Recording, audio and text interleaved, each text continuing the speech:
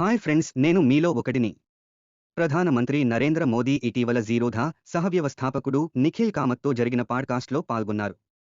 నాయకత్వం, రాజకీయాలు, భారత భవిష్యత్తుపై తన అభిప్రాయాలు పంచుకున్నారు. మోదీ గారు దేశం ముందు అనే సిద్ధాంతాన్ని ప్రాముఖ్యతనిచ్చారు. కొత్త ఆలోచనలను స్వీకరించడానికి సిద్ధంగా ఉన్నానని, అవి ఈ సిద్ధాంతానికి అనుగుణంగా ఉంటే అన్నారు. భవిష్యత్ కోసం సమర్థమైన బృందాన్ని తయారు చేయడమే తన విజయమని తెలిపారు.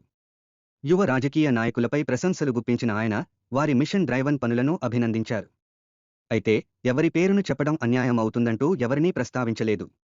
శాసనాల రద్దు, 40,000 కంప్లయన్స్ తొలగింపు వంటి పరిపాలనలో తీసుకున్న సంస్కరణలను, నైపుణ్య అభివృద్ధి మరియు ఫిషరీస్ కోసం ప్రత్యేక మంత్రిత్వ శాఖలను ఏర్పాటు చేయడం వంటి విషయాలను వివరించారు.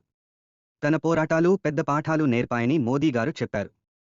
2047 నాటికి అభివృద్ధి చెందిన భారత్ నిర్మాణంపై తన దృష్టి ఉందని వెల్లడించారు. రాజకీయాల్లో మహిళలకు శక్తివంతమైన ప్రాతినిధ్యం కల్పించడం, కనీస ప్రభుత్వం, గరిష్ట పాలనపై దృష్టి పెట్టడం ద్వారా తన లక్ష్యం స్పష్టంగా తెలియజేశారు.